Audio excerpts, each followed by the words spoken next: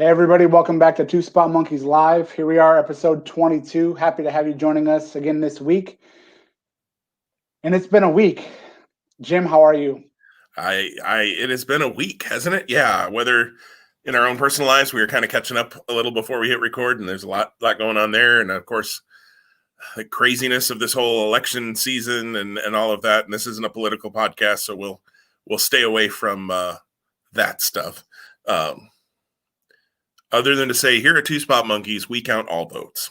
But anyways, yeah, I am doing well. I'm ready to talk some wrestling and stop having to talk about, think about, watch, listen, whatever, all the other craziness in the world. And instead, we get to talk about something that you and I both enjoy, and I assume our listeners enjoy. Otherwise, if they don't enjoy pro wrestling, this could be a long show. Thank goodness for the distraction of pro wrestling. I will tell you that much. Whew, so thankful. Amen. Well, we've got a few things to talk about, the biggest piece of which will be our preview and our head-to-head for AEW Full Gear, which comes up this weekend on Saturday night. We'll get into that in a little bit, which will be nice because we haven't gotten to talk a whole lot of AEW lately. There's just been a lot of other things and trying to keep Tom catch up and keep current or get current on AEW, which he is now. So we're gonna dive into that here in a little bit. But we got a couple of topics that we want to hit just briefly before that. We've been talking about the Ring of Honor Pure Title Tournament all along, and they crowned their champion last weekend in a match that it took me a little while to hunt down and find because my Sinclair station, for some reason, doesn't list Ring of Honor right now, even though it does air it. And me clicking record on Hulu Live on every show from 10 o'clock on until about 3 in the morning, somehow it still didn't record the one show I wanted. A little bit of a cluster going on there, but I eventually got a hold of it and was able to see it. And Jonathan Gresham, as Tom and I both predicted, is your Ring of Honor Pure Champion. Tom, what do you think of the match, the tournaments, maybe even thoughts about the six-man as well that started off? Yeah, for sure. So enjoyable finale. Really a good match. Not the best match of the tournament. I still think Tracy Williams, Jay Lethal was the tournament stealer, if you will. But nothing bad at all. And I thought actually that the way that the final match went was very befitting of the path that Gresham had taken the whole time. And I think as you really watch the video package for each guy, but specifically for Gresham and how they talked through his strategy and all of that, I think that really played into the story of the match, which I thought was very enjoyable. So that was cool. I liked the ending. I was a little nervous that we were going to get Lethal down there and maybe a swerve and an attack. I'm glad that we didn't because obviously there's still the tag champs as well. So yeah, enjoyable finale. Like I said here before, I really would have preferred that match be the standalone match on that show. It could have easily gone longer than it did. I think they could have done more in the ring. They're two incredibly talented guys. Having the six-man before that, and also like EC3 is a pretty big name, I think at least. So to kind of have him debut in the way he did, I don't know. It didn't land for me. It didn't hit the mark. So how did you feel about did you see the whole show? I did. Okay, gotcha. So yeah, your thoughts on how the tournament concluded and then also that six-man. Totally agree with you that it was a good tournament final. Wasn't, gangbusters. Wasn't blown away by it. But it was a good match. I was with you when Lethal came down. I was, I've watched wrestling too long, right? I was sitting there going, he's going to kick Gresham in the knee or he's going to, do something here. He didn't, and that's good. And I'm glad that he didn't. And we can get into in a second here what it looks like moving forward for all three gentlemen actually involved in that end of the match there. So to go to the six-man for a minute before I hit that. The six-man, I agree with you. A little bit odd to have EC3 come in and, he didn't take the fall, lose in his first match. I get that you're trying to build Shane Taylor, and it seems like the Sons of Savagery. Am I saying that right? I always get that tag team name wrong. I think so. Yeah. Well, here's the thing. You didn't do what Caprice Coleman did. And he called and I'm forgetting it now. I want to say it's Shane Taylor Promotions. He was calling it like Shane Taylor Enterprise or something. He wasn't calling it by their appropriate name. Oh. And he would think with a pre-taped product, they would have like gotten the voiceovers right, unless it was live to tape. But even still, why someone wasn't in his headset? Like that was. I'm sorry to nitpick that, but that's one of those details where like if you're trying to kind of give this guy some shine, you got to have your announcers get it right. Right. Well, and I think it was live to tape, but I also think you probably can go back and edit those things too. So yeah, that could have been cleaned up and fixed. If maybe they didn't catch it either, I don't know. But it seems like they're getting behind both the Shane Taylor group a little bit here, and Sons of Savagery also showed up on the week to week, the YouTube kind of highlights and promos show that they do, which I've really enjoyed through the pandemic. And my hope is to continue to watch. It's about a 25-minute, maybe a half an hour show that comes out on Tuesday afternoons. Usually they show a pretty good stretch of some classic Ring of Honor match in there. And I'll be honest, I've seen them most likely. So I usually fast forward through that and I get through week to week in about 15 minutes. They had a promo. They interrupted Quinn McKay and did a promo, and they're looking for the Briscoes 2-on-2. So they're clearly trying to get behind them a little bit, which is, again, that's fine. I build new stars, absolutely, but just weird to have EC3. I don't know. He looked fine, but like I didn't feel like he came off as the star they presented him as a week before. It'll be interesting to see now in this next set of tapings that have happened as they build towards Final Battle. What do they? Do they keep the Shane Taylor EC3 thing going on? I think that's an okay starting feud for him. I don't think you got to bring EC3 in at, feuding with Roosh or anything right off the bat. Of course, Roosh isn't in right now, but just be interesting to see where that leads moving forward. So the afterwards, though, in week to week, there was a promo, and I know it's been in a few other places with Gresham having won the title. Excuse me, and he introduced the Foundation, which appears to be a new faction in Ring of Honor, consisting of Jonathan Gresham, Jay Lethal, and Tracy Williams, who appears to have bought in, which cleaned up for me a little bit. I noted at the beginning of the introductions for the finals that I can't think of the guy who did the ring announcing because Bobby Cruz couldn't make that set of tapings, that gentleman's name, but he introduced both Gresham and Williams as representing the Foundation. And I thought, what is he talking about? Like, what? Gresham they've announced that way before, but Williams, what are they talking about? Well, okay, now we see the promo and we know they're in a faction together. There appears to be a fourth member with a red octopus mask and a Foundation flag who stood in on that promo as well. At first I thought, Fred Yehai would make a lot of sense here. But he looked a little too big to be Fred Yehai to me. I stood by Yehai and he's not a big man. None of those four gentlemen are. I don't think it was him. Although, much like Retribution, just because somebody was under that mask that time doesn't mean that's who it'll eventually be revealed to be. I just compared Retribution to Ring of Honor for the record. I don't know if you caught that. You love things that start with the letter R. The undefined link, I think, to Tracy Williams' involvement in the Foundation that was truly materialized by Nick Lendl when he did the announcement was, I think, in the pre-match promo, Williams called Gresham before this match. They showed that Tracy Williams promo. So yeah, so Tracy Williams they showed Gresham on his iPhone, and Tracy Williams was the contact that came up with the call coming in, and he just spoke to the fact that he had made the phone call, right? So you had to make some inference. Okay. Right, but then making that inference, you didn't really know. So even with Lendl announcing representing the Foundation, you had to wait until it fully went through the match and the outcome and then the post-match promo to kind of see all the dots connect. And I'm okay with that, to keep people guessing a little bit. And that's on me for not having watched the promo. I'll be honest. I just kind of thought, okay, they're going to talk about their journey and I got it. Like, I'm familiar with both Tracy Williams and Jonathan Gresham.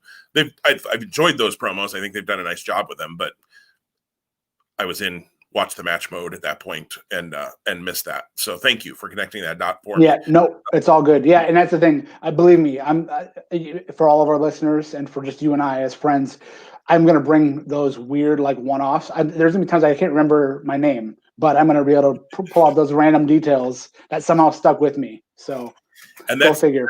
That's good. That's where that's why we work together well as the two spot monkeys. I'm the spot monkey. Tom's the technician. That's how this works. I yell about, eye for an eye matches, and Tom remembers who called who on an iPhone. So,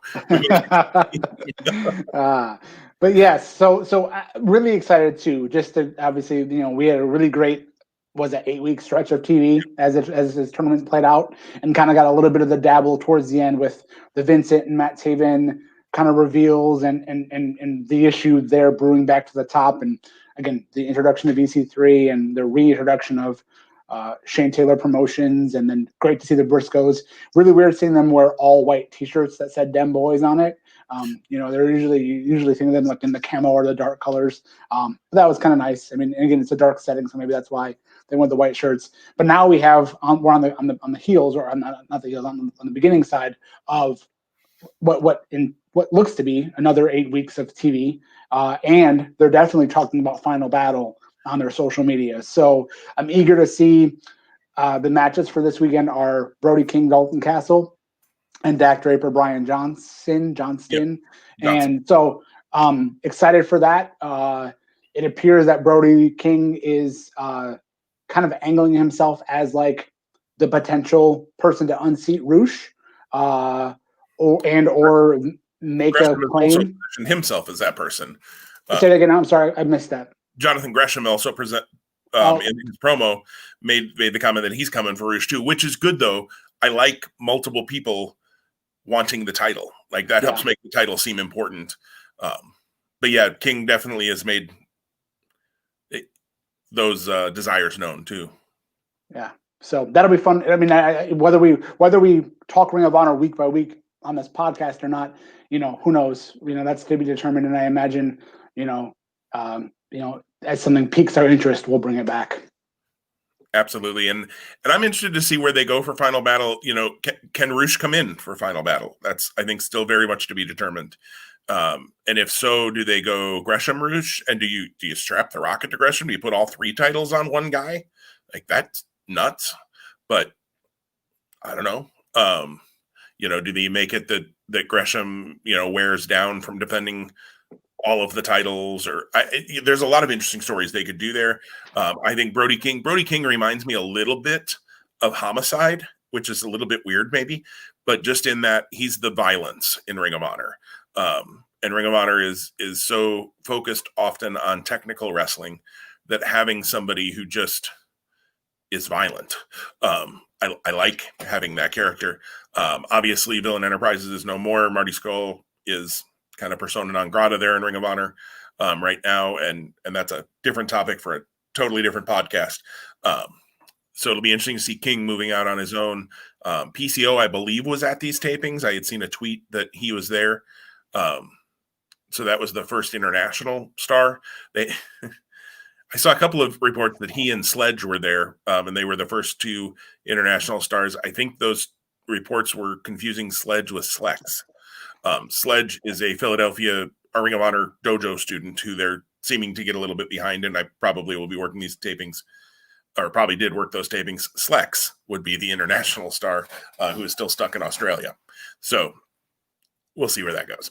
But yeah, interested to see. Ring of Honor definitely has my interest right now, and hopefully my Hulu Live subscription will figure it out and get things recorded a little more easily for me here than it has the last couple of weeks. A little frustrating when and unfortunately with Hulu Live, we've lost the former Fox Sports regional sports networks. So like Fox Sports Midwest, Fox Sports Detroit, you probably have up there. We've lost those with a argument between Sinclair and them.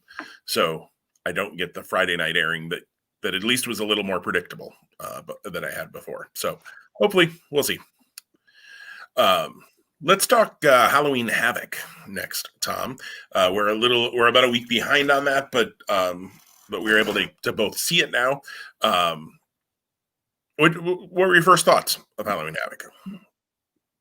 Overall, enjoyable and different. I think those can live on separate pedestals. Enjoyable and different. Very cool to see Pete Dunne show up. Very cool to see Pete Dunne join this perhaps named by now that I'm not caught up on a faction of Pat McAfee, Pete Dunne, and Oni Lorcan and Danny Burch. And immediately I was like, yes, this is where War Games is headed. And actually, I think for me, maybe the highlight of Halloween Havoc was Pat McAfee filling in the gaps on the story. Yes. Because, and we talked about it too with Ridge Holland and all of the moving parts there. That was actually really well done, in my opinion. And gosh, for a guy, I mean, he's a talker. He's got a radio show. He was bombastic before he stopped playing football. That being said, that was a home run for me.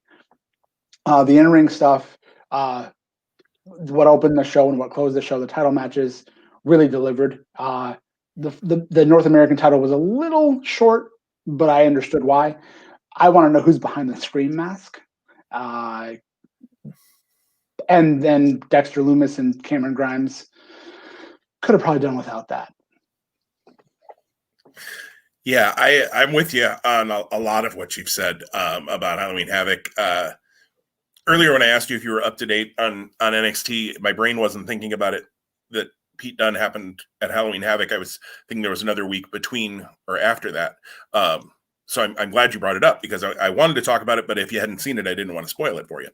I'm a big fan of Pete Dunne to begin with. Some people like him, some people don't. I don't know why. I like Pete Dunne. Have since he started. He was the standout to me in that very first United Kingdom tournament that Tyler Bate won the title in. And I've enjoyed Dunne ever since.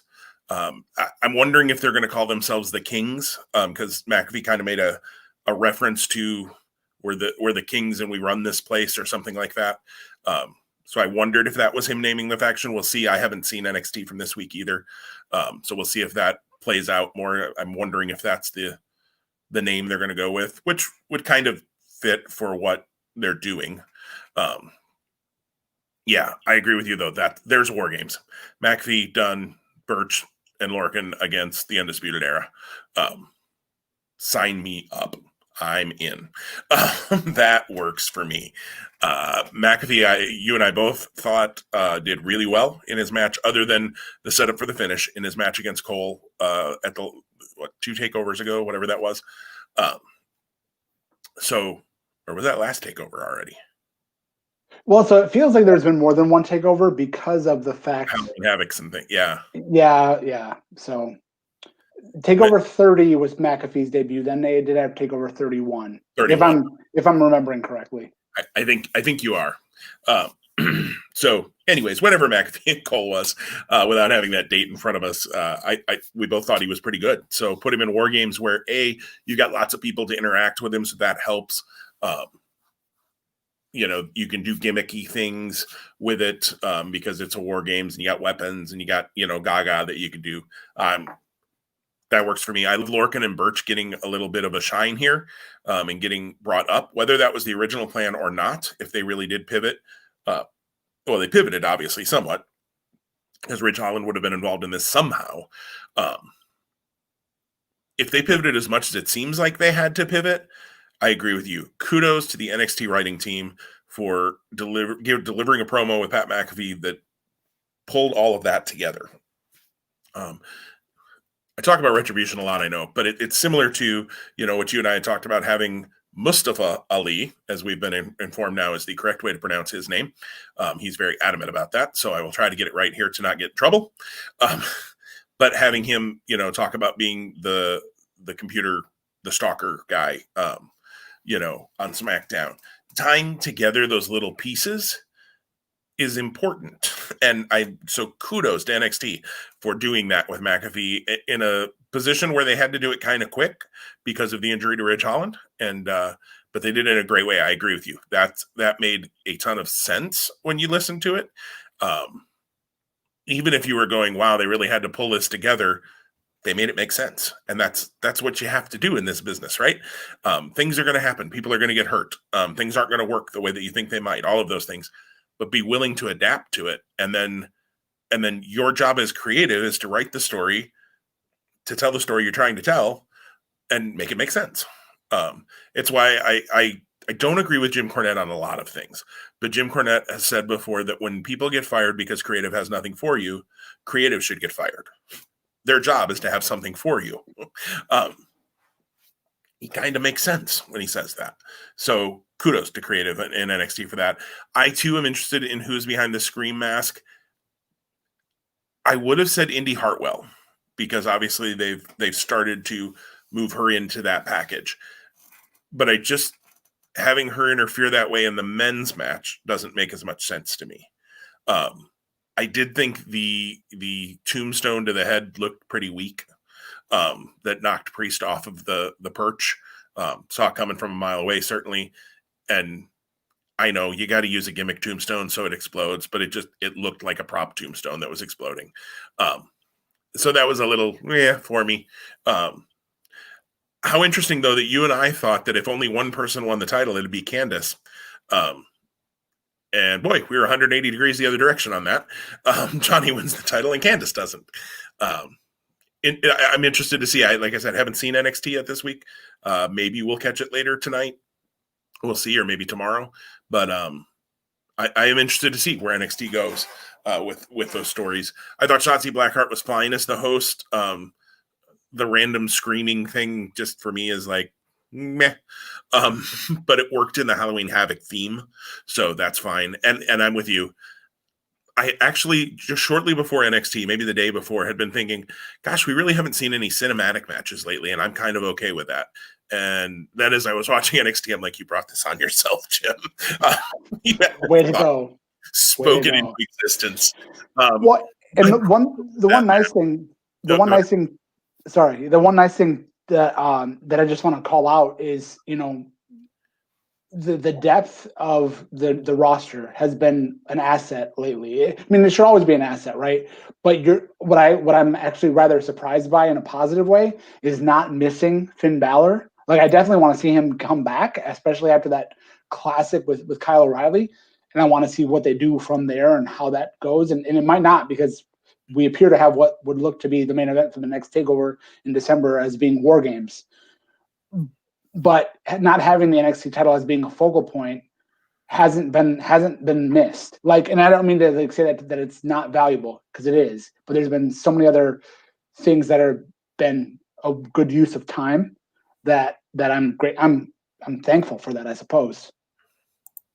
Agreed. And I think, to go back to Loomis and Grimes for a minute, I think what bothered me with that match is Loomis's character has never been a supernatural character. He's been a creepy stalker guy. So if it was just in a creepy stalker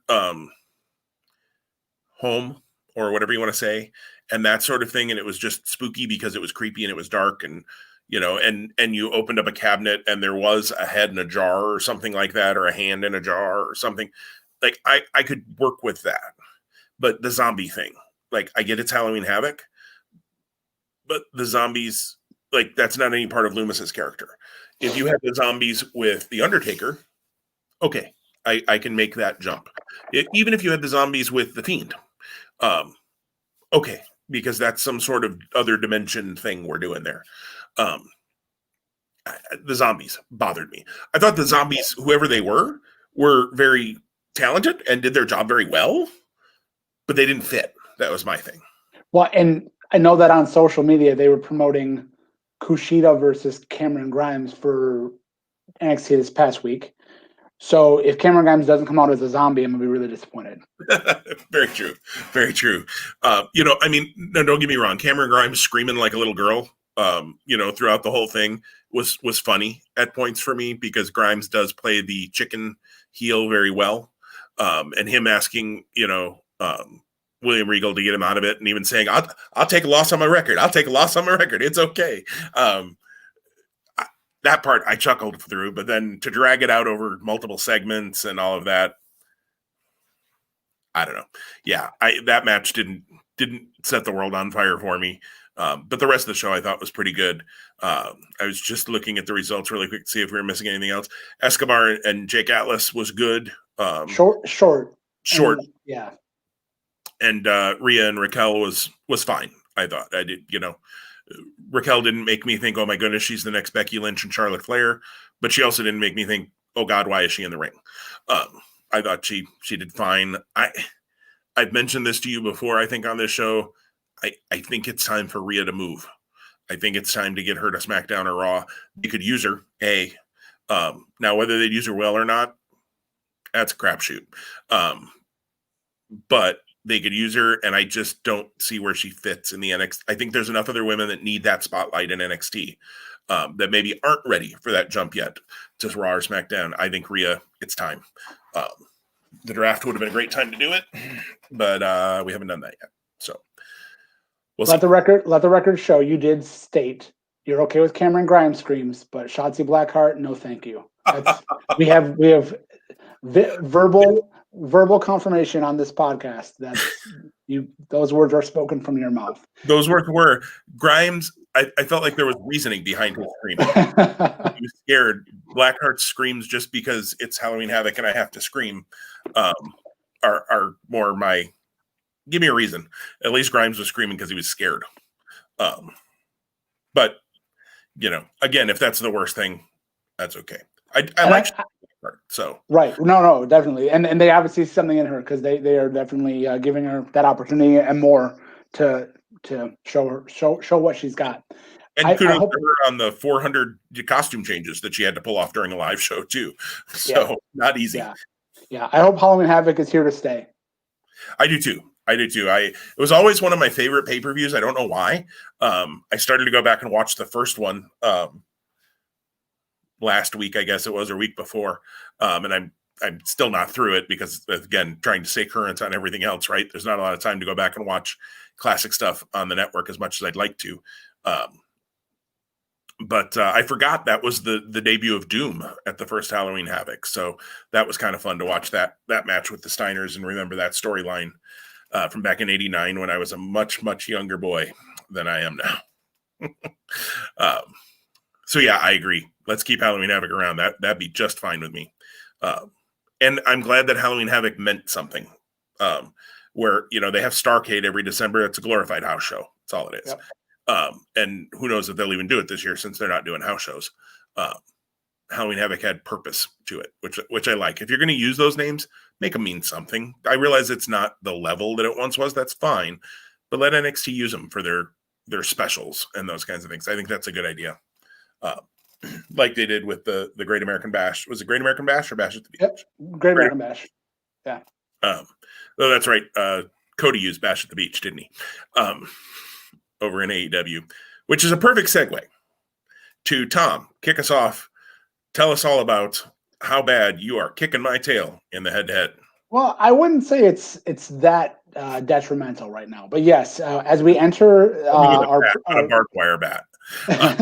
As we enter our preview for Full Gear and our pick'ems, we currently in our head-to-head competition have me at 28-8 and Jim at 25-11. So there's a 3-match difference as we enter a card this Saturday, which, spoiler, I've already ordered the show.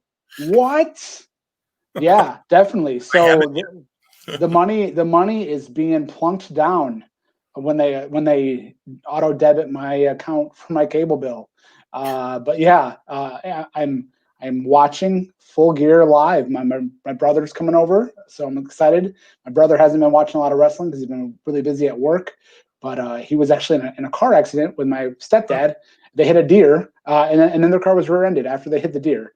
So they got it from both angles. So anyway, that got us connected this week, and I just said, hey, man, it's been a minute since we hung out. I'm planning on getting Full Gear.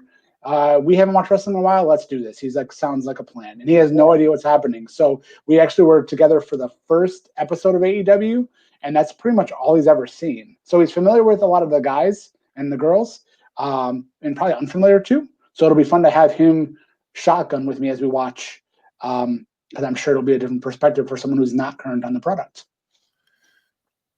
Absolutely. And we've got 9 matches for this. So depending on how these picks go, Tom and I, of course, never tell each other our picks ahead of time. Partially for me, that would be tough because I haven't made up my mind on a few of these matches until we talk through them.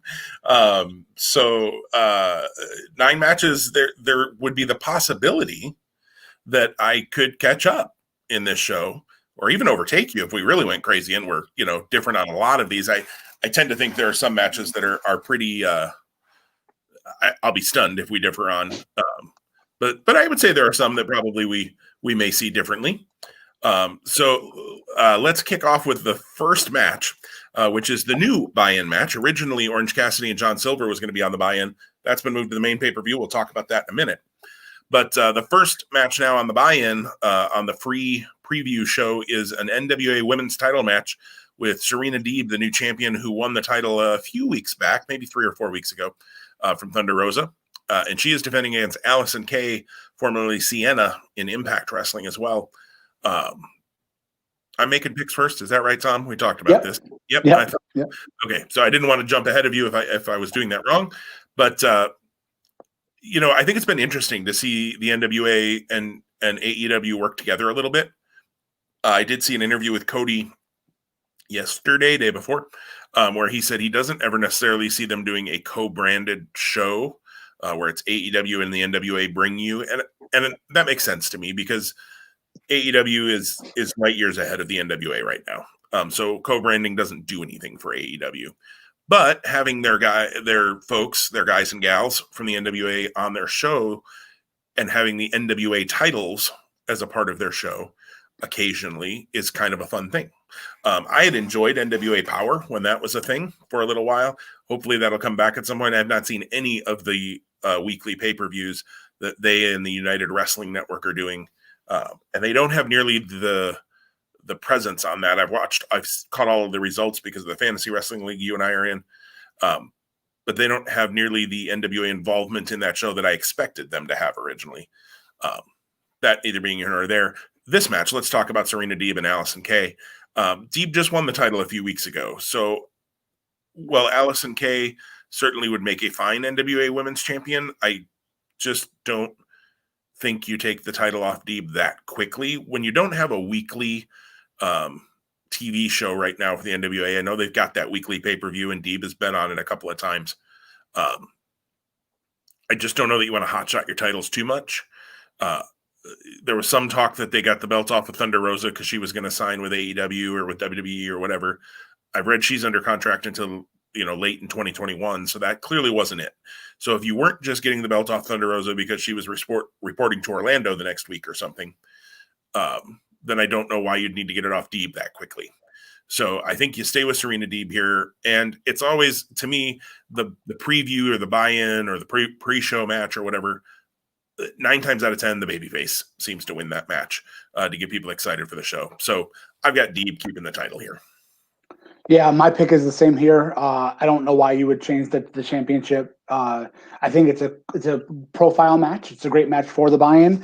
This is probably the one match I probably won't watch on Saturday just because I'll be working to get my brother over. I'll be picking him up, and he has his license, but he doesn't have a car. So I'll be bringing him over to my house. I had thought Serena Deeb had signed with AEW. So am I mistaken about that? No, I believe there was a tweet that said Serena Deeb is all elite. Okay. So clearly back to the whole partnership agreement, whatever it is, clearly they someone's allowing her to wrestle for NWA and give added credibility to that title. Not that Thunder Rosa wasn't doing a nice job, because I think she was, but as a one-off for this, again, especially if she's AEW talent, you definitely have Deeb go over and you have her retain the title for sure. Yeah, and I did just look, and yes, Serena Deeb did. All Elite Wrestling tweeted on September 21st. Welcome to the team. Serena Deeb is all elite. So the next match we have is Orange Cassidy, the previous buy-in match. Orange Cassidy versus John Silver. What you thinking on Cassidy and Silver, Tom?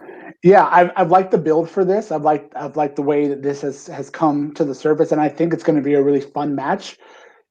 I haven't been able to disconnect myself from thinking about how I'm perceiving Orange Cassidy from where he was coming off the Mimosa Mayhem match, and then the, kind of point he was at, or whatever was happening with he and Cody and the TNT title, to now end up here. And I recognize that some of these things are kind of intertwined, so it's kind of leading us here, and it makes some sense.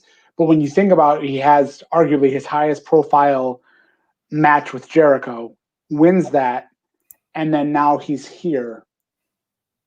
It's not apples to apples. So I'm putting that out into the universe just as a thought and a feeling about this, especially because I think he's incredibly marketable and people want to get behind him.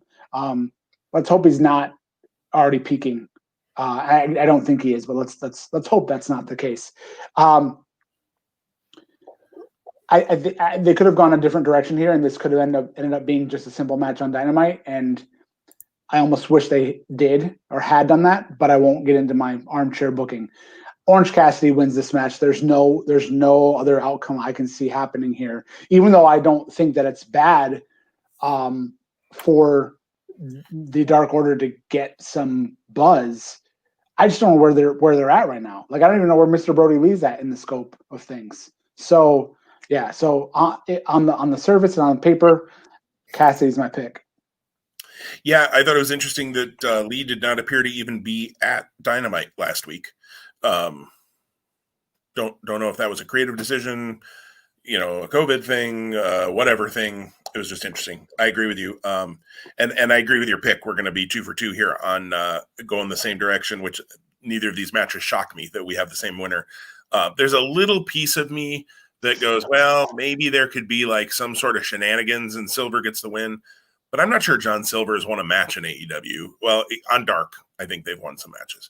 I like Silver. I think the kind of crazy character that he's played is kind of fun.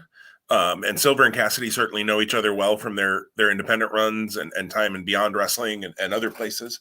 But there is no planet that makes sense to me where it makes sense to me that John Silver would beat Orange Cassidy here on pay-per-view. Like you said, on Dynamite, if we were picking a random Dynamite episode and they were wrestling, I could see more of the shenanigans, something happening. Anna Jay interferes, Colt Cabana inadvertently interferes, something that leads to John Silver. I'd more likely see that leading to Orange Cassidy winning on the pay-per-view, and the Dark Order bumbling it again, which seems to be kind of what they do. And maybe Lee shows up at the pay-per-view and, kicks John Silver into the 6th row or something because he's tired of the losing, because he did seem to be getting a little angry about the whole losing thing lately. So maybe that plays in somewhere in here, but it is an easy pick for me. Orange Cassidy wins the match. We move into the Elite Deletion. Boy, if we didn't love cinematic matches before, here we go. The one that started it all, Matt Hardy, with the Hardy Compound and what was it, Final Deletion, I think, or something was the first one of those. And then the Wyatts were involved later, and when he came to WWE. And anyways, this is where the whole cinematic thing started, was with Matt Hardy. And so now we get another cinematic match, Matt Hardy, Sammy Guevara, the Elite Deletion. I gotta admit, and I think we've talked about this back in a while ago, the whole broken Matt Hardy gimmick has never clicked for me. The broken universe has never clicked for me. I fear a lot of that in this match. I think he's going to do his, switch between 5 different characters, or however many versions of Matt Hardy there are now. That will happen throughout this match, I have no doubt. Now, it's funny because that part doesn't do a whole lot for me, but I loved when John Cena did it in the Firefly Funhouse match at WrestleMania. So, again, to go to my Shotzi Blackheart and Cameron Grimes, I'm clearly, speak out of both sides of my mouth. I should run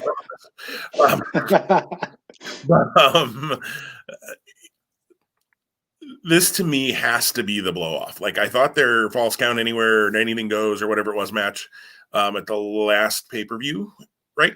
Where Hardy got concussed, and that match should have been called. We talked about that at the time. I thought that was going to be the blow off. This has got to be the blow off. So if you're going to do the blow off, I can go either way because Guevara is clearly the guy that you're going to position for the future, and Matt Hardy is not. But I think Hardy wins this match. However, you win an elite deletion match, which could be another interesting thing to see play out. So I'm going to go Matt Hardy. I think this has been a really good build, even though I'm kind of ready for the feud to be over. I think they've done a good job building this feud. Guevara has definitely come off a little tougher and not quite the chicken-ass heel that I think he was portrayed at early on in AEW. I think he's come off with a little more edge in this. So I have liked that. But I'm still going with Hardy on this one. Yeah, I can go a couple different directions here, and as I were to try to weave through those, I end up with being interested in picking both guys. You know, on the surface, when you see the gimmick title match, you would think that you say, okay, it's Matt Hardy's gimmick match. It's his to win, and again, he's the babyface, so he should be able to win the blow off, and move on. But I don't know what he's moving on to, because he's still kind of like the second for the private party, and that needs to develop a little bit more. And maybe that does after this wraps up this weekend. Sammy has been, and he was a guy early on when I first kind of became aware of him in PWG that I wasn't super keen on. And even when he got going in AEW, I was like, oh, they're going with this guy. But he's grown on me, and week by week, or match by match, I guess I should say, in most cases, I like him more and more. And I like him in the ring. And I think he's also like a swarmy like guy that I want to see get his butt kicked too.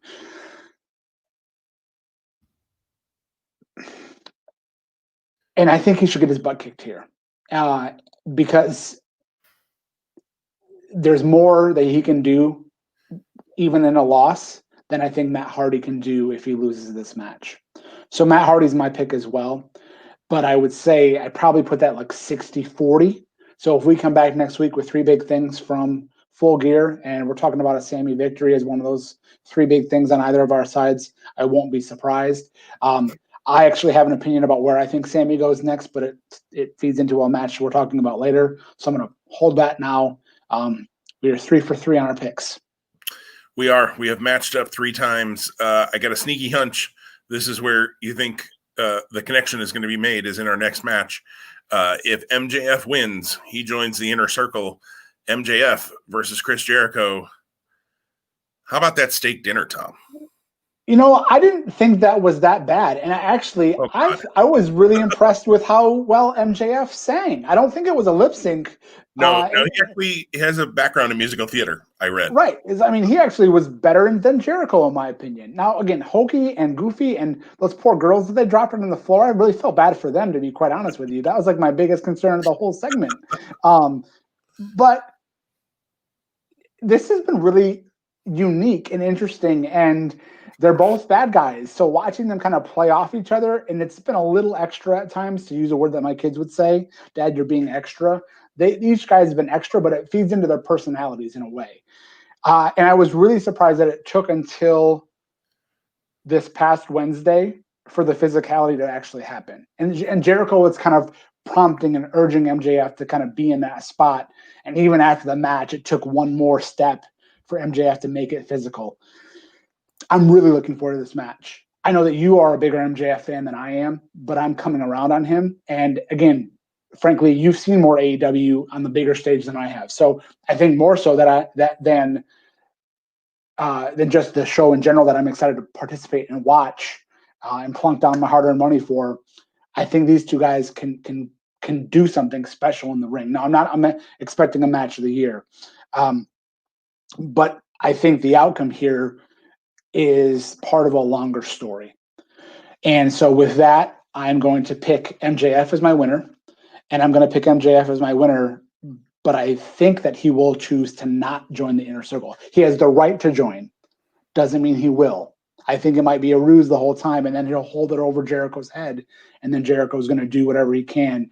And I actually think that because Sammy is lost to Matt Hardy and needs a reboot, he then goes right into a program or part of a program or he gets to be the foil for Jericho and faces off with MJF. So we'll see. That's where I'm at today. This is one where I can go both ways, and mainly because of the stip. And my back and forth on it. So I did not love the steak dinner. It was cheesy, it was hokey, and it just, maybe part of my issue with it was I feel like there are people, and you're not one of these people, Tom, but there are people who badmouth WWE for the hokey stuff they do and love AEW. And I'm like, if they put that thing on Raw, those people would be up in arms and saying, look, this is why AEW is the best, blah, blah, blah. So you got to call a spade, for those folks. And again, I don't loop you into that grouping. So maybe that was part of my thing. It didn't work for me. I appreciate that for some, though, they enjoy it. It's kind of like the Broken Matt Hardy stuff. Clearly from the response that Broken Matt Hardy had been getting and the merch sales and all that kind of stuff, like he was onto something. It didn't click for me, but he was onto something. The steak dinner was a little bit that for me. It worked for some people. Some people, it was pretty polarizing. People either thought it was just the greatest thing ever, or it was the dirt worst. And it wasn't, to me, it wasn't the worst thing ever on wrestling. Good Lord, we've seen far worse. There was a freaking trash monster in a cinematic match, back at Money in the Bank. Was that when that was? I can't remember. Street Profits and Viking Raiders, but anyways, that's not what we're talking about here. This match, like I said, I can go either way, and I agree with you. I think this is a step in the story. I don't think this is the end to this story at all. I'm going to go with MJF because I think there's more story to be told if MJF joins or has the ability to join the Inner Circle than if he doesn't. If he can't, if he loses, I don't know where you go with that. Maybe they can do something creative still from that. And I'm certainly willing to see that. I also think Jericho, while he usually does seem to go over in these pay-per-view matches, he does seem to be willing to help the younger guys. He did lose the Mimosa match, which granted all he had to do is get knocked into a big vat of orange juice. But at least this one, he'd actually have to get pinned and not go swimming. So I think he'd want to put over MJF.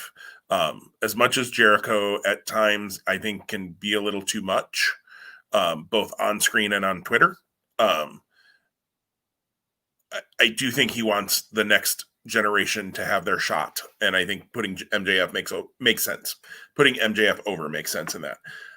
I wonder if MJF is going to end up being the leader now of the Inner Circle, and that Ortiz and Sammy, who were so against it, maybe they're in on it. Maybe there's something more going on there. I don't know.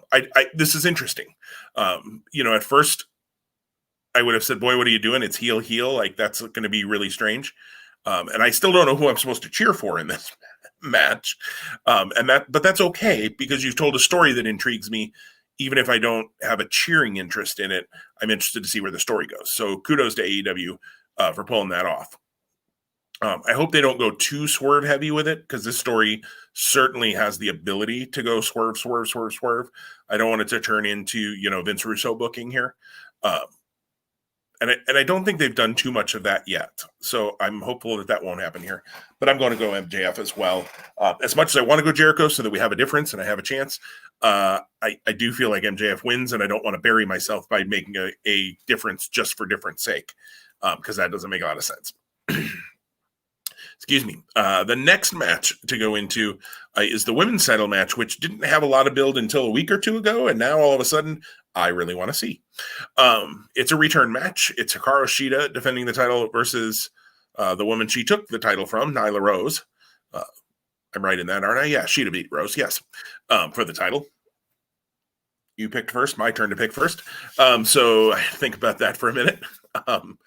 So Shida Rose, this is another one where I can go either way. I have loved Hikaru Shida's work in the ring.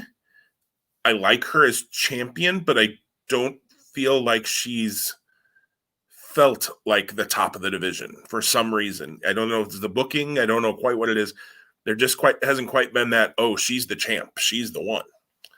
On the other hand, Nyla Rose is definitely a beast. She's called the Native Beast after all. Destroys everybody, all of that kind of stuff.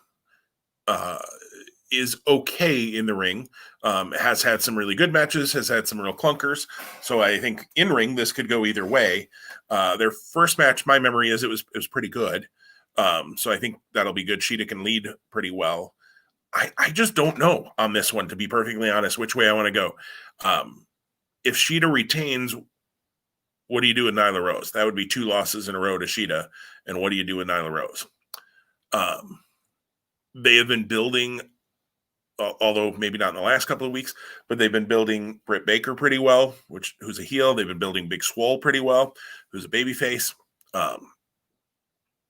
There are some things. Chris Statlander might come back. I can't remember how long she's still out for after her injury.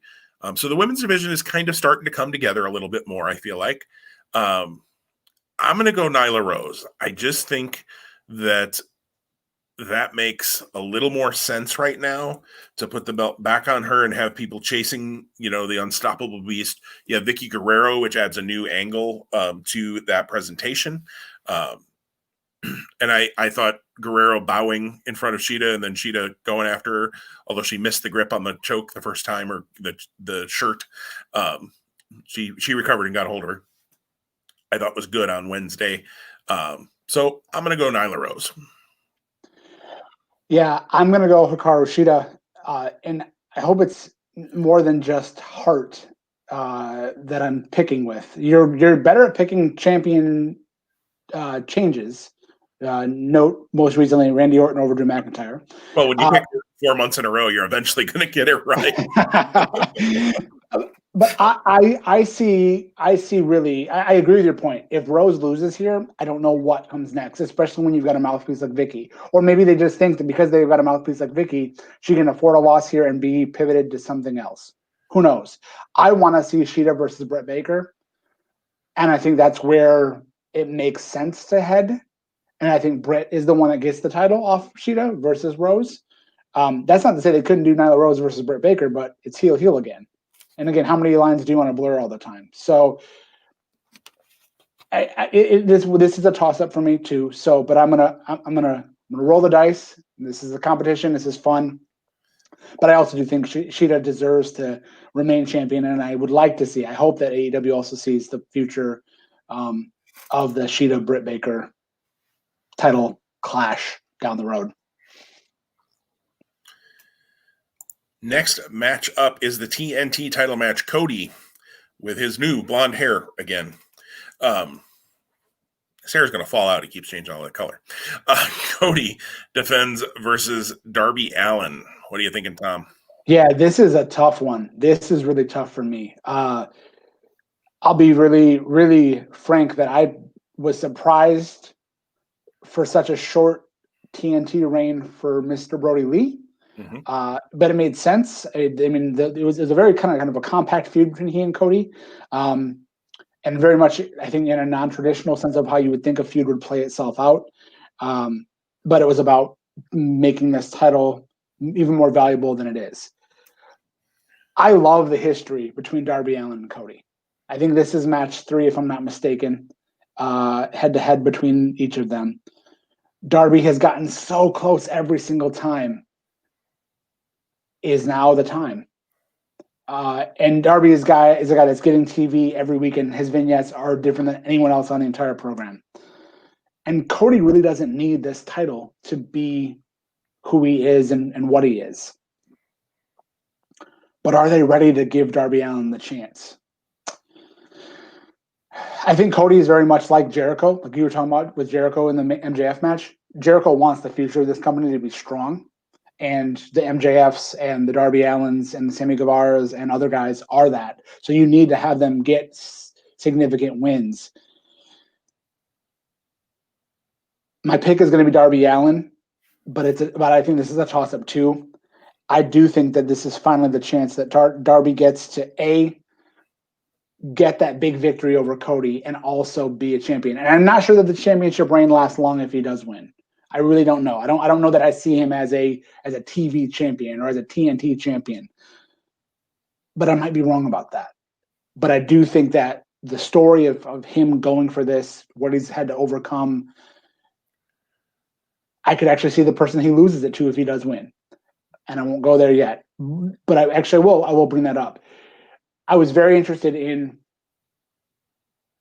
how Taz and Brian Cage and Ricky Starks had a promo that really centered on both of these guys, but Cody as well, and also not having a shot at the pay-per-view or even a spot at something, even though they're highly ranked.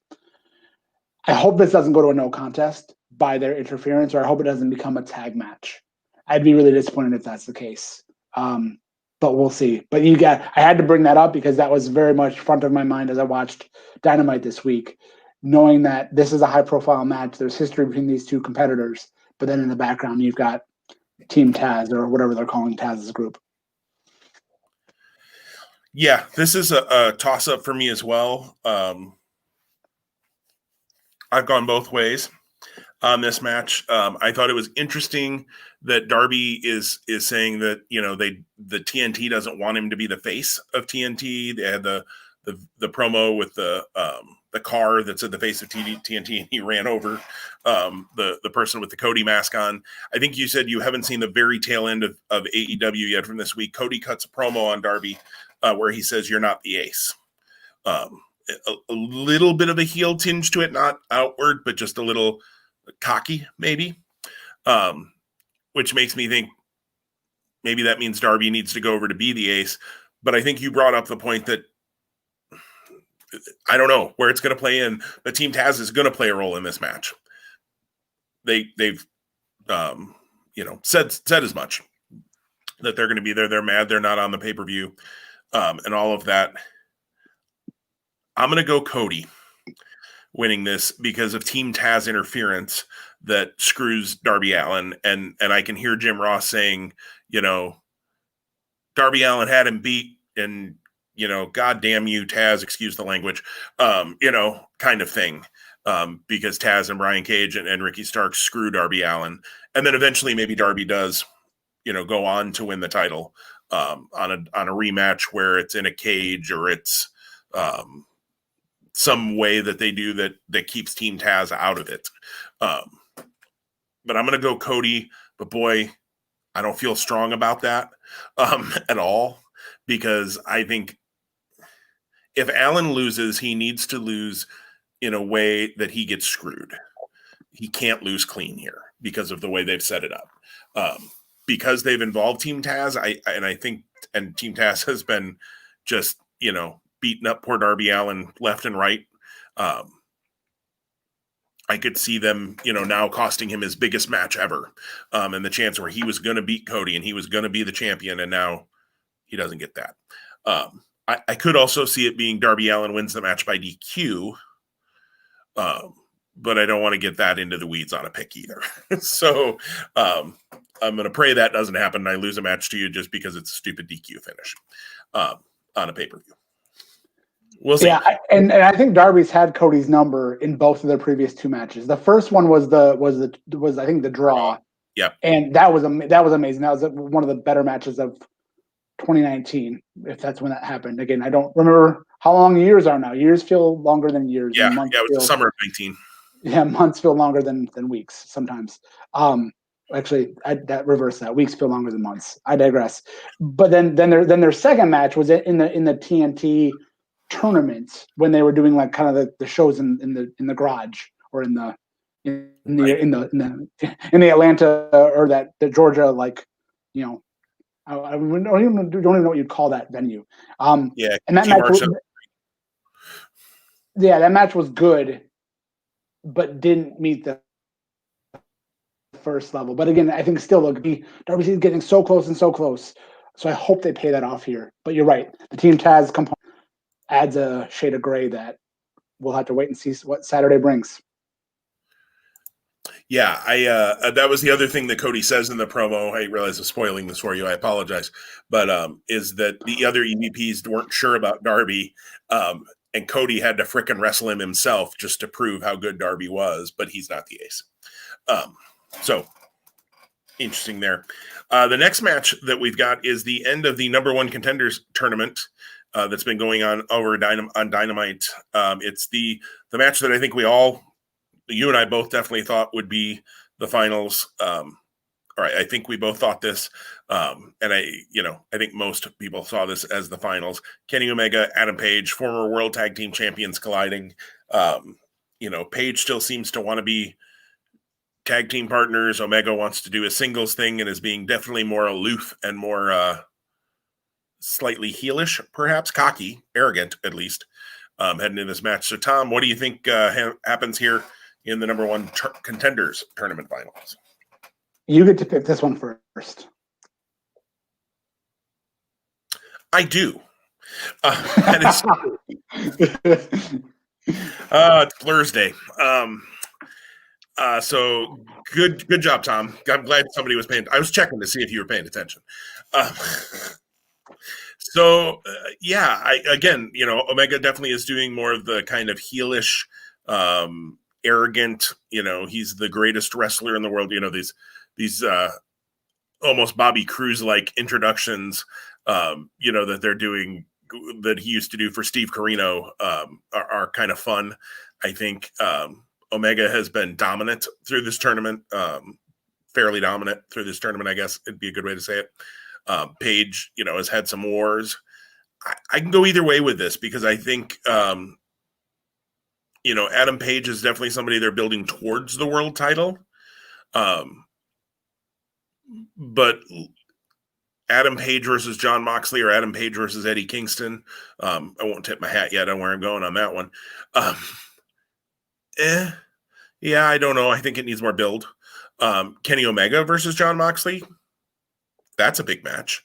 And that's got a whole lot of history to it. Kenny Omega versus Eddie Kingston, interesting. Not a match I ever thought I'd even talk about, honestly, at one point. So I really can go either way on this, but I think the Omega story is his ascension to the top of the card here in AEW. So I'm going to go Kenny Omega wins, maybe after some sort of chicanery though, and cheap. It might be a little too cheap to cheat Adam Page out of the win. So the story may very well continue. I think it probably does, but I'm going to go Kenny Omega. Yeah, I think it's important, like what you laid out of, without tipping your hat for the world title pick yet, to think through who wins this match, you have to kind of anticipate what you think is going to happen and who the best challenger is from this. And whenever they get that shot, let's hope that it's not on Dynamite, or if it is on Dynamite, that it leads to a rematch or it's seminal and it's a title switch. And maybe that's the case. Maybe that's what we'll end up experiencing before the end of the calendar year 2020. Maybe not. I agree with the history with Omega and Mox, but I wonder too about when does Adam Page get his chance, and is this it? So I have gone back and forth, and I don't feel good about my pick either way. I feel like if I pick Omega, yeah, there's history and you can tell that story. And he is, is he destined to be a world champion here? I think so, but is that time now? Page has seemed to come differently in his character. And this is a great match, but are we going to get swerved? And to your point, again, Kenny Omega has come off very much cocky. When those introductions started with all of the accolades and the lists, if you're humble or if you're a true competitor, you're not looking to put that out there. So he definitely seems to be the more heelish guy, and he's actually, even though the direction seemed like it was Page that was kind of the guy that was being swayed, it's now gone back the other direction. I think that there's money in Moxley versus Page, but I don't know that they go there yet. So therefore, I also will agree with you. I think it's Omega that wins here. If it doesn't happen, I won't be too terribly shocked. I'm expecting an incredible match here, and I can't wait for this. However, that's not the match I talked about a week ago. So we both pick Omega here. My teaser for last week about the match I was most looking forward to is the match that we talk about next. And that is the tag team title. Yes. So FTR versus the Young Bucks, and the stip has been added in the last couple weeks that if the Bucks lose, they can never challenge for the titles again, much in the same way that Cody has that albatross on his neck with the AEW World title. I can't wait for this match. And I know that I know that the reality has been such that FTR has not met the expectation in the eyes of people who thought they were who they are in AEW or in the tag team scene.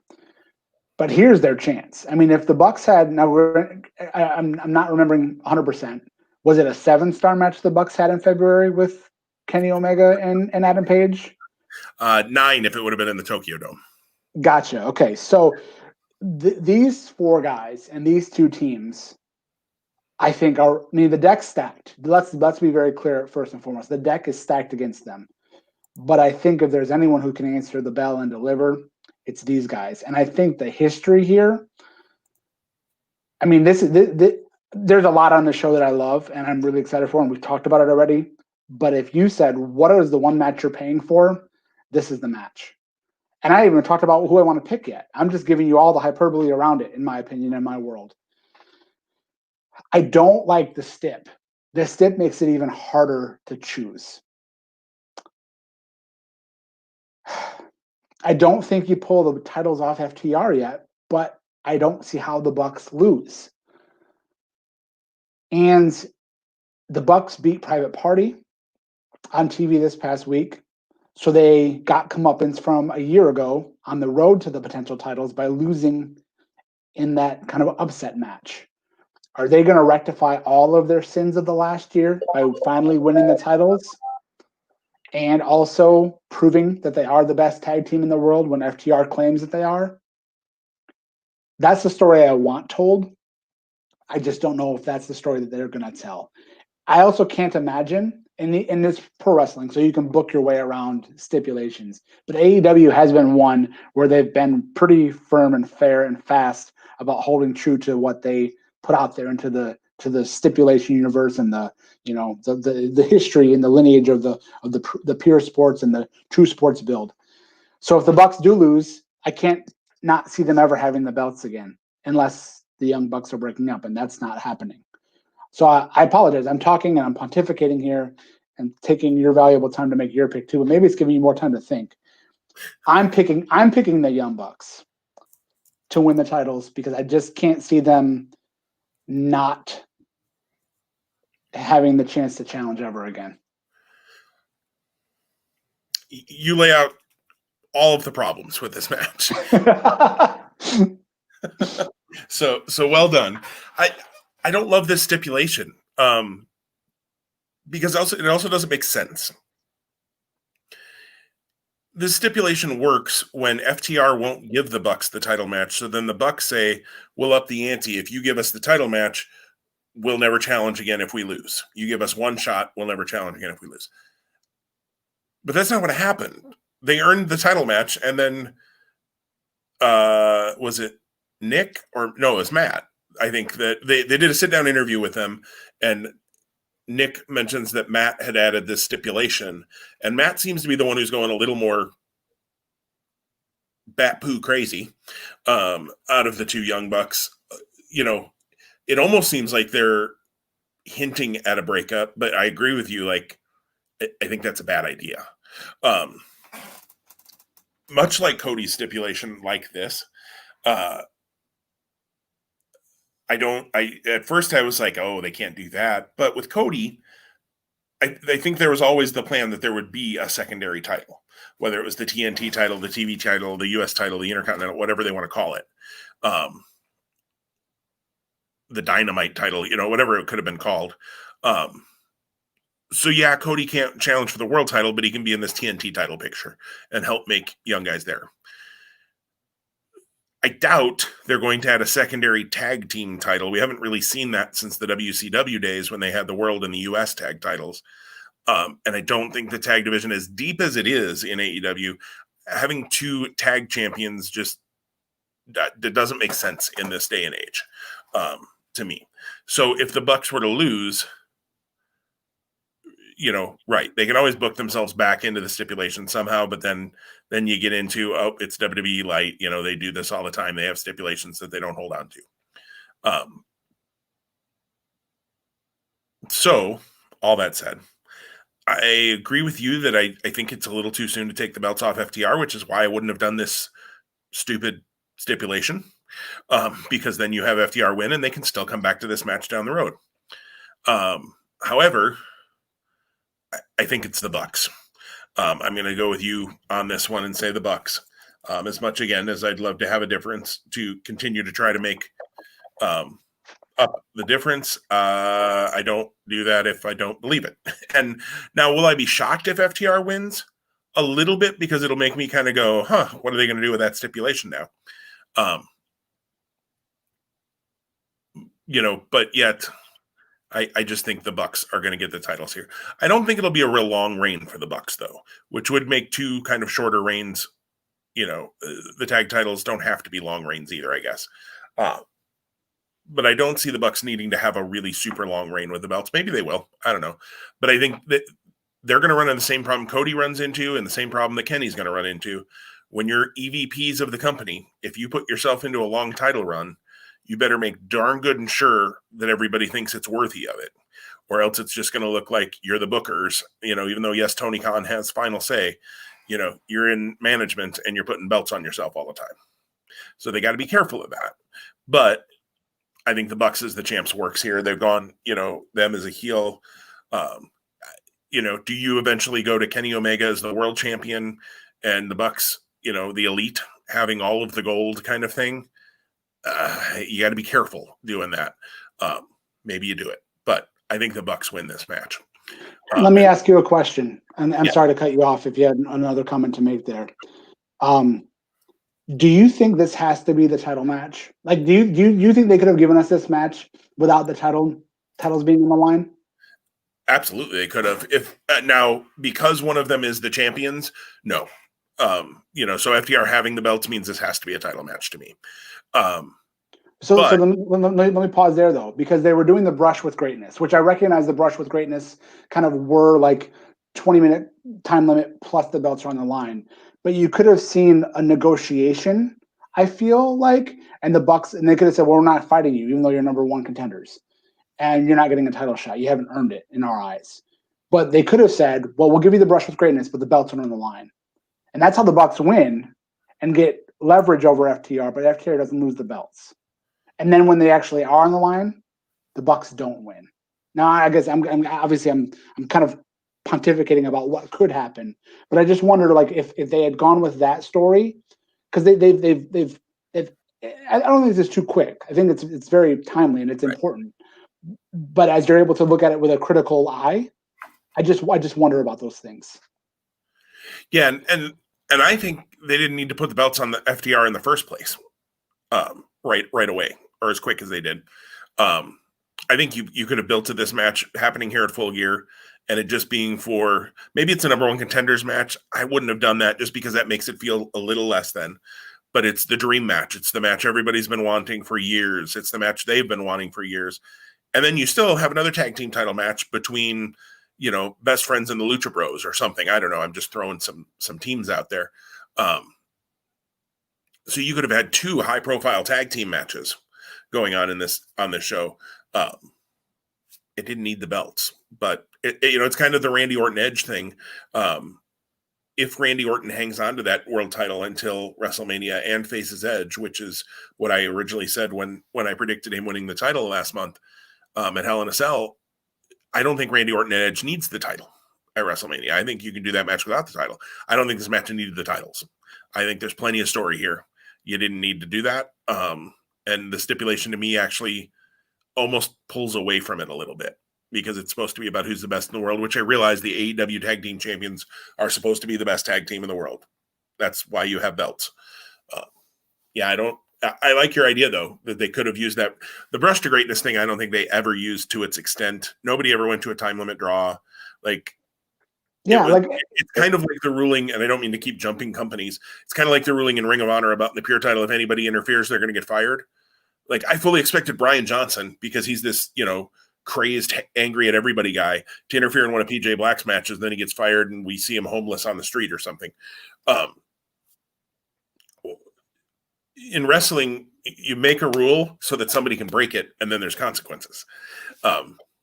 The brush with greatness thing was interesting, and then they did absolutely. They were just matches. They were the regular matches. Yeah, and I the one comment I'll make in that space, but then I think it extends beyond. And here's a good example in this match with this added stipulation. AEW does so many things really, really well, and they are a really high quality product. I think sometimes because there may be too many cooks in the kitchen, there's a little bit of overbooking or oversaturation of gimmicks. Now, again, if we sit here next week on this podcast and we're like, it all makes sense, then you know what? Open mouth, insert foot. I'm good with that. But until that time, that's how it feels to me. Yep. Totally with you on it. All right. Well, we have one match left, and it's mine to pick first. And it is the world title I Quit match, Jon Moxley versus Eddie Kingston.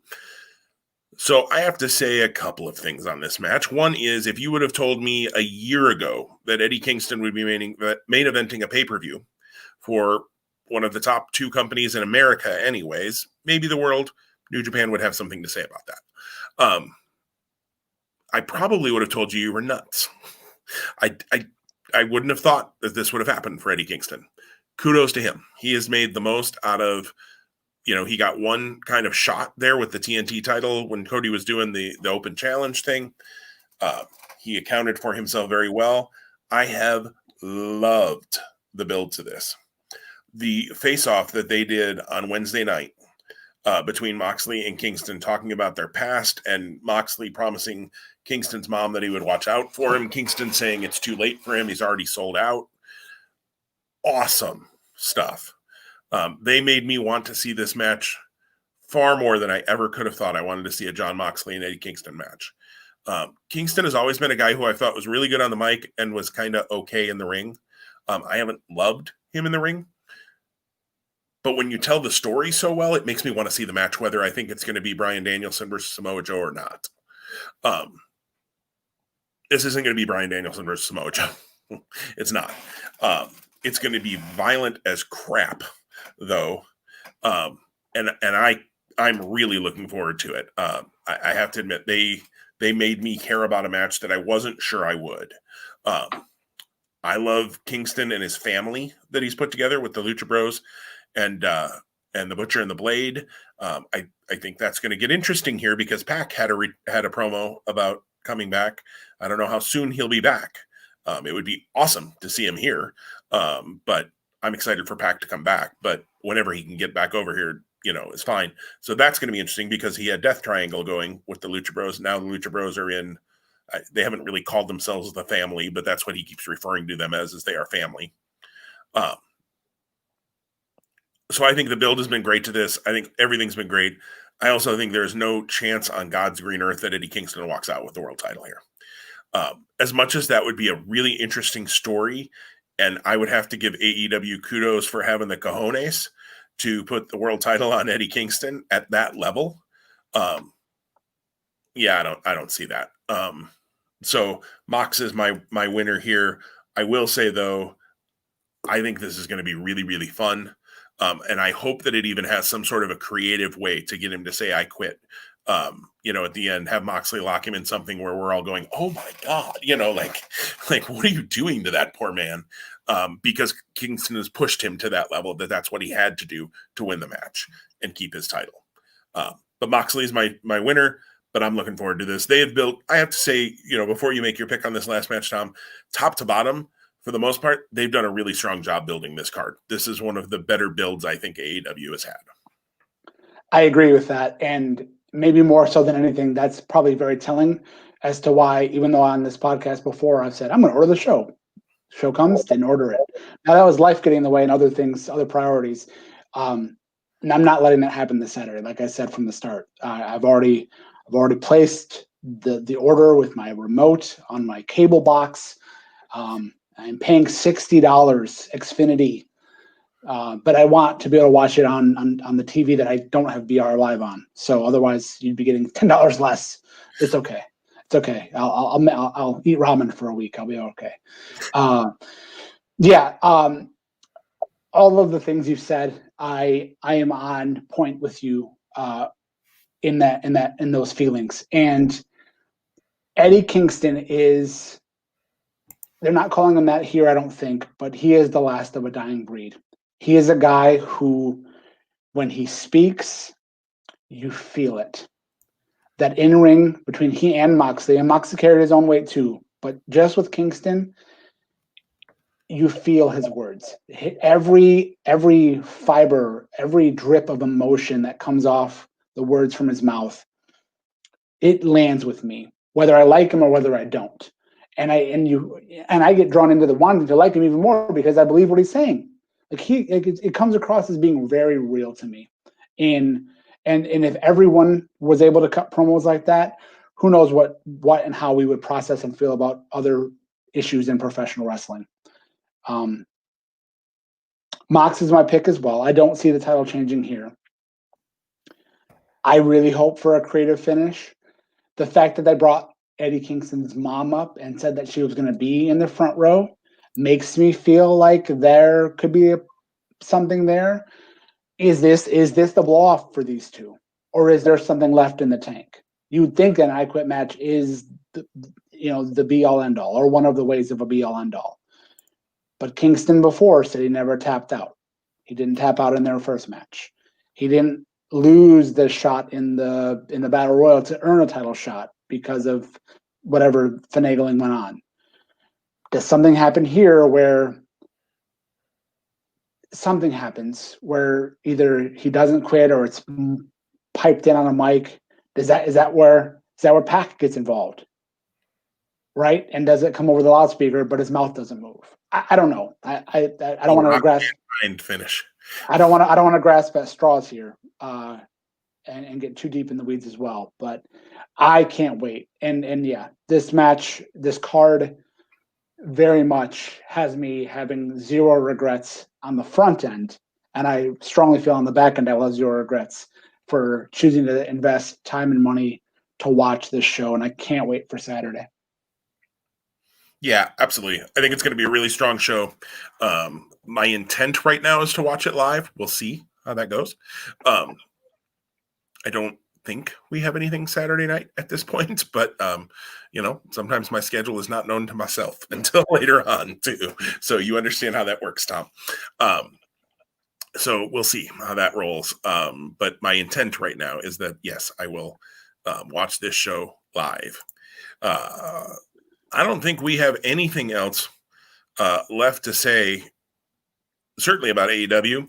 So just to recap, though, the differences, we have two differences, if I am right, Tom, if that matches with yours. In that I picked Nyla Rose, you picked Hikaru Shida, I picked Cody, you picked Darby Allin, neither of which either of us feel super strong about. So when we do our rankings later in our fantasy pick'ems, I have a sneaky hunch both of those matches where we differ are going to be smaller numbers than the 8s and 9s that we'll be putting on some other matches. Low confidence picks, absolutely. Yes, low confidence. But so will Tom be 5 matches up on me when we get back? Will we stay at 3 matches down, or will I pull within 1 by pulling off 2 matches on Saturday? We'll see. My luck has not said that lately, so we'll see how this goes. But our hope will be to be back with you next week to talk 3 big things each from Full Gear. And let's see. Next week won't be the lead into Survivor Series. We'll have 1 more week for that before we get that. So who knows what else we might talk about next week. We'll have to get together on our schedule and figure that out. If there's something you want us to talk about, let us know. I know we still do have in the back of our mind some ideas or a retro review to do on a show that someone asked us about. So yes, we will still get to that. We just have a lot of shows to cover between now and then. So we'll have to see when that fits in. But we will get into the Battle Royal at Royal Albert Hall at some point here in the future. And we got some other ideas we're kicking around too. So you never know. Tom, anything else you'd like to share before we head off? No, I'm just super excited, pumped for this conversation. Was pumped for the conversation. Enjoyed the conversation greatly. Hopefully, our listeners did too. And can't wait to see it all unfold very soon. Very soon, live on pay-per-view, baby. That's right. That's right. Go to the pay window. All right. Hey, there was a really good Dusty Rhodes figure that was revealed yesterday, by the way. I don't know if you saw the image I on did. The hat with the chicken claw on it. That's amazing. I know. Yeah. Amazing. I hope I can win this pick'em contest so I can get a figure. That's right. That's right. I don't know if it'll be Dusty I ask for, but well, when I come back and upset you after the substantial lead. But I'm hoping you're the Atlanta Falcons. That's all I'm saying, Tom. All right. Now that we've woven wrestling figures and football into this, we will sign off, everybody. Hey, thanks for listening. If you can rate, subscribe, review, do all of that kind of stuff, we'd love 5 stars. But it just helps other people find our show. So if you get a chance, we would love for you to do that on whatever podcast platform you're listening to this on, or on YouTube, where it airs as well. And everybody, stay safe, stay calm. And as I said last week, be kind to one another. We're all in this together, folks. Whether we agree on things, whether we disagree on things, we're all in this together. Ultimately, we should all want everybody to do well. And I hope that's what we want out of the world. So let's just be nice. That's all I'm asking. I feel like I'm talking to 3-year-olds. Be nice to each other. But really, be kind, folks. Tom, a pleasure as always. We will talk again soon. Can't wait, man.